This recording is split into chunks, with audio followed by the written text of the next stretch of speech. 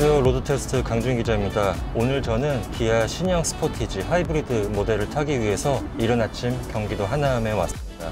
지금 바로 출근하자마자 차를 받아서 오늘 약 2시간 반 정도 자율시승을 하게 되는데요. 네, 우선 지금 차를 타자마자 딱 느껴지는 감각이 시야가 굉장히 좋습니다. 기존 모델하고 비교했을 때 이 대시보드가 위치가 좀 많이 낮아지고 위쪽을 되게 평평하게 다져 놓으면서 시야가 굉장히 개선이 많이 됐네요. 자, 그런데 이 운전석과 동승석의 윈도우 벨트 라인은 세단처럼 꽤 높습니다. 이 앞쪽 시야는 되게 시원하고 쾌적한데 옆에서 봤을 때는 뭔가 세단처럼 좀 아늑하게 저를 보호하는 느낌? 그런 좀 묘한 느낌이 드는 것 같아요. 자, 사이드 미러는 A필러가 아니라 도어 쪽에 붙으면서 이쪽에도 자그마한 쪽창문을 마련을 해놔서 시야가 확실히 괜찮습니다. 여러분, 이 스포티지는 저도 개인적으로 좋아하는 국산 SUV 중에 하나인데요. 역사가 상당히 오래됐죠. 1993년에 세계 최초의 도시명 소형 SUV 개념으로 나온 첫 번째 차였고, 이듬해 1994년에 토요타 라브4가 나왔습니다. 그러면서 이후에 이제 1, 2년 간격으로 뭐 혼다 CR-V라든지 랜드로버 프리랜더, 포드 이스케이프 같은 차가 연이어서 등장을 했는데요. 이 스포티지는 그런 좀 세계적인 어떤 트렌드를 리드했던 그런 차로서 남다른 의미를 갖습니다. 출근길 정체가 아직 풀리지가 않았는데 확실히 하이브리드다 보니까 이런 정체 구간에서 연비가 굉장히 높아지는 그런 모습을 발견할 수가 있는데요. 제가 지금 출발하면서 연비 리셋을 하고 지금 약 한 10분에서 15분 정도 주행을 시작했는데 연비는 지금 18.6km/L를 마크하고 있습니다. 네. 제가 지금 현재 개인적으로 소나타 DM8 하이브리드를 약 1년 정도 운행을 하고 있는데요.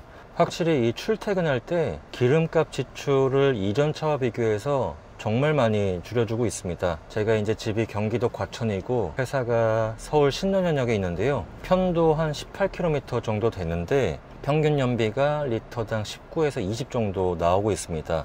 요즘에는 기름값이 좀 올라서 보통 만땅이라고 하죠. 기름을 이제 앵꼬 상태에서 가득 채웠을 때 한 7만원 정도 들어가는데 7만원 넣고 출퇴근만 얌전하게 하면은 3주 이상도 타고 있습니다. 그렇기 때문에 이제 차를 바꾸시는 분들한테는 무조건 전기 모터가 달린 차를 구입을 하시라고 제 주변 지인분들께도 그렇게 권해드리고 있는데요. 확실히 SUV는 아무래도 세단과 비교해서 차가 크고 무게가 많이 나가다 보니까 출퇴근용으로 사용했을 때 기름값 지출이 더 많이 들어갈 수밖에 없습니다. 어떻게 보면은 또 부담일 수가 있겠죠. 이 SUV라고 하면은 뭔가 캠핑도 좀 자주 다녀야 될 것 같고 식구들과 여행도 많이 다니고 싶고 그런데 어찌되었건 주 목적은 출퇴근 용도이다 보니까 이 SUV를 타면서도 좋은 연비를 기록하는 게 무엇보다 중요하다고 저는 생각을 하는데요. 그런 면에서 지금 스포티지 하이브리드, 방금 전에 제가 18.6km/L라고 했는데 지금 계속 정체가 안 풀리는 구간을 지나고 있는데요. 19.3까지 올라갔습니다. 그리고 무엇보다 이런 저속 구간에서 확실히 굉장히 조용하네요. 과거의 현대기아차 하이브리드 모델을 탔을 때와 비교해서 확실히 중저속에서도 EV 모드가 아주 적극적으로 개입이 되다 보니까 굉장히 쾌적하다는 느낌을 받습니다. 그렇기 때문에 보통 도심 위주로 출퇴근하시는 분들이나 또 장거리 출퇴근하시는 분들께서도 보통 이렇게 자동차 전용 도로나 고속도로가 아침 저녁으로는 막히는 경우가 대부분이잖아요. 고속도로 위주의 굉장히 장거리를 출퇴근한다 하더라도 이 하이브리드를 구입했을 때의 이점은 확실합니다. 자, 지금 연비를 지금 계속 실시간으로 말씀을 드리고 있는데 21.4까지 올라갔고요. 자, 기존 모델, 기존 스포티지까지는 디젤 모델이 주력이었다고 하면은 지금 스포티지부터는 벌써 계약 대수가 말해주고 있죠. 네, 하이브리드가 가장 높은 비율을 차지하고 있습니다. 현대 투싼도 마찬가지고요. 이 하이브리드 모델에서 4륜구동 모델을 제공하지 않는 점은 좀 아쉽지만 자, 뭐 이 차로 아주 뭐 오지로 들어가서 캠핑을 하거나 강원도 산간지방에 살면서 정말 눈이 많이 오는 환경에서 살거나 하지 않는다면은 저는 이런 그냥 도심, 일반 도심 환경에서는 이 하이브리드 모델이 가장 낫지 않나 이렇게 생각이 듭니다. 아까 전에 순간적으로 21km가 넘는 연비를 보여주긴 했는데, 자, 이게 딱 한계인 것 같아요. 이 차는 이런 정체 구간에서 슬금슬금 주행을 했을 때 20에서 21 정도가 기록할 수 있는 최고의 연비다, 이렇게 이해하시면 될 것 같아요. 지금 체감상 느껴지는 연비가 제가 타고 있는 DM8 하이브리드랑 크게 차이가 없다는 게 좀 놀랍습니다. 확실히 파워트레인이 새로 설계된 신형 엔진이다 보니까 이런 부분에서 소나타나 K5 하이브리드, 뭐 그랜저 하이브리드 이런 차들하고 비교해서 연비가 더 좋은 부분이 있지 않나, 이렇게 생각이 되네요. 자, 스포티지 하이브리드는 뭐 투싼 하이브리드나 소렌토 하이브리드, K8 하이브리드에 들어간 파워트레인을 그대로 적용하고 있습니다. 직렬 4기통 1.6L 가솔린 터보 엔진에다가 전기 모터 1개와 배터리를 엮은 구성이고요. 시스템 최고 출력은 230마력으로 동일합니다. 복합 연비는 1륜구동 모델 기준으로 리터당 16.7km이고요. 모든 내연기관이 마찬가지겠지만은 공인연비보다 더 높게 나타납니다. 지금 말씀드리는 순간 연비가 또 22.2까지 올라갔네요. 완전히 뭐 평균 시속 20km 이하의 아주 슬금슬금 달리는 주행에서는 20에서 21 정도가 기록할 수 있는 최고치라고 하면은, 지금 평균 속도가 한 20에서 30 정도로 속도가 조금 붙은 상태에서는 22km대까지 기록을 하네요. 제가 타고 있는 소나타 하이브리드보다 의외로 연비가 조금 더 잘 나옵니다. 근데 지금 헷갈리는 게, 제 차만 하더라도 확실히 엔진으로 달릴 때와 전기 모터만으로 달릴 때 소리와 감각으로 이렇게 캐치를 할 수가 있거든요. 굳이 뭐 계기판의 문구를 확인하지 않더라도.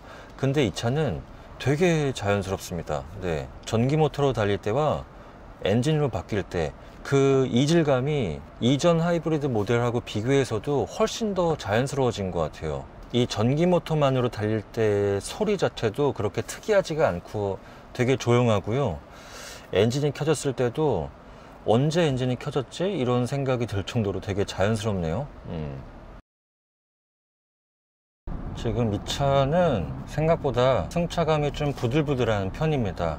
여러분, 예전에는 현대 투싼하고 기아 스포티지 사이에 하체 세팅의 차이가 좀 있었습니다. 제가 느끼기에는 일반 포장도로를 달릴 때에는 뭔가 스포티지의 그 서스펜션 스트로크가 더 길고 좀 야들야들한 느낌이 들었거든요. 근데 이 차도 확실히 투싼하고 비교해서 조금 더 야들야들한 느낌이 살짝 더 드는 것 같아요. 승차감이 꽤 포근한 편입니다. 뭐 투싼 같은 경우도 제가 느끼기에는 1.6 가솔린 터보하고 하이브리드 모델하고 비교를 했을 때 하이브리드의 승차감이 더 좋았거든요. 그래서 이 차도 가솔린 모델이나 디젤하고 한번 비교를 해보고 싶은데, 지금 제가 타고 있는 차는 하이브리드라서 그런지 투싼하고 마찬가지로 승차감이 좀 부드럽고 포근하고 그런 맛이 있네요. 안락하고. 반면에 이 스티어링 휠의 질감은 그렇게 높은 점수를 주기는 어려울 것 같아요. 소렌토하고도 비교를 하시는 분들이 있으실 것 같아요. 스포티지 풀옵션을 사느냐, 아니면은 소렌토의 중간 옵션 짜리를 사는 게 낫느냐, 이런 고민을 하실 것 같은데, 이 승차감적인 측면은 두 차가 뭐 크게 차이는 없는 것 같아요. 소렌토가 상위 모델이라고 해서 이 차보다 승차감이 더 뛰어나다, 이것까지는 아니고, 이 차도 크게 아쉽지 않을 정도의 괜찮은 승차감을 지니고 있는데, 이 두 차의 가장 큰 차이는 이런 핸들링적인 측면인 것 같아요.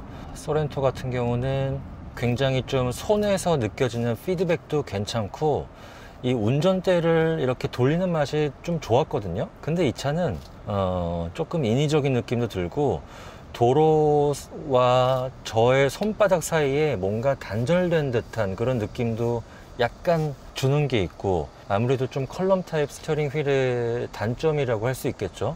그리고 운전대 자체가 좀 가볍습니다. 제가 자료를 또 찾아보니까 이 차에는 e라이드라는 기능이 새롭게 들어갔더라고요.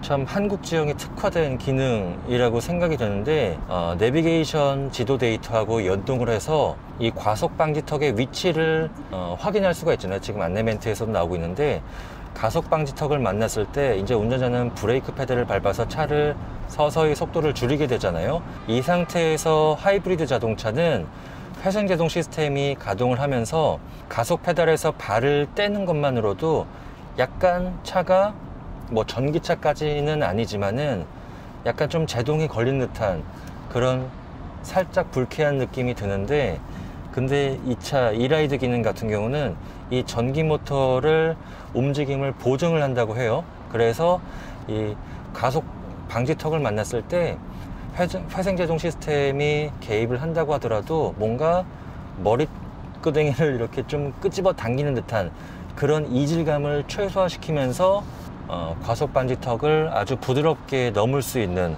그런 기능이 들어갔습니다. 그게 바로 이라이드라고 하더라고요. 그런 기능이 들어가서 그런지 아주 유의미한 차이까지는 아니지만 투싼 하이브리드하고 비교해서 저속에서 아주 조금 더 승차감이 포근하다는 느낌을 주는 것 같습니다. 그리고 지금 차선 이탈 방지 시스템이 계속해서 들어오고 있는데 이게 좀 터프하게 작동을 하네요. 다른 현대기아차처럼 이 차선을 바깥으로 나가려고 했을 때 조금 부드럽게 안쪽으로 밀어주는 움직임이었으면 더 좋았을 것 같은데, 이 차는 약간 좀 과격하게 안으로 말아주는 느낌이 있습니다. 지금 계기판에도 계속해서 불이 들어오고 있는데, 그래도 주행 성능 측면에서 만족스러운 부분이 연비 말고도 하나 더 있었는데요. 바로 고속주행 안정감입니다. 이거는 투싼 때도 제가 경험을 했는데 플랫폼이 바뀌었죠.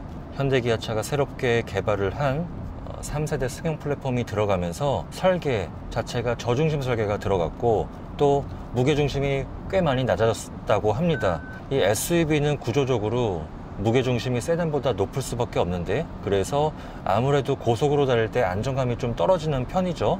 지금 현대기아차 3세대 플랫폼이 적용된 SUV들을 몰아보게 되면은 과거와 비교해서 고속주행 안정감이 많이 좋아졌다는 것을 몸으로 체감할 수가 있습니다.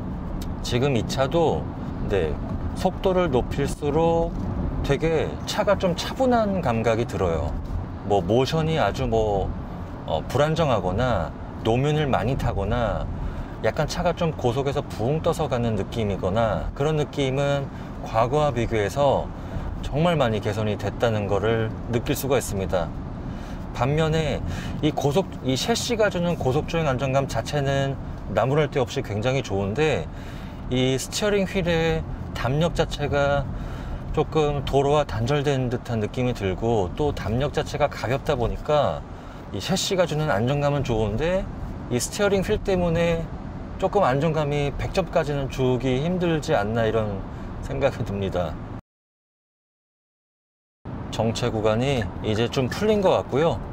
고속도로에 진입을 했습니다. 주행 모드는 스포츠 한번 놔볼까요?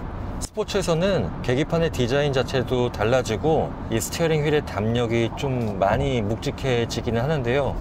그래도 이 손맛 자체가 되게 좀 자연스럽다는 느낌은 안 줍니다. 소렌토만큼까지 괜찮지는 않은 것 같아요. 저는 소렌토 신형이 나왔을 때 타면서 되게 만족스러웠거든요. 근데 이 차는 좀 인위적인 느낌이 남아 있습니다. 네, 그게 조금 아쉽네요. 자, 고속에서 방음적인 측면도 같이 말씀드리고 싶은데요. 이런 데에서는 확실히 이 차급을 나누는 게 아주 냉정할 정도로 명확한 것 같습니다. 이런 스포티지보다 윗급의 SUV하고 비교를 해서 이 고속에서 바닥에서 타이어 굴러가는 소음이 꽤 많이 들어옵니다. 이거는 기아 K5나 이런 중형 세단하고 비교를 해서도 확실히 이 차가 노면 소음이 더 있는 편이네요.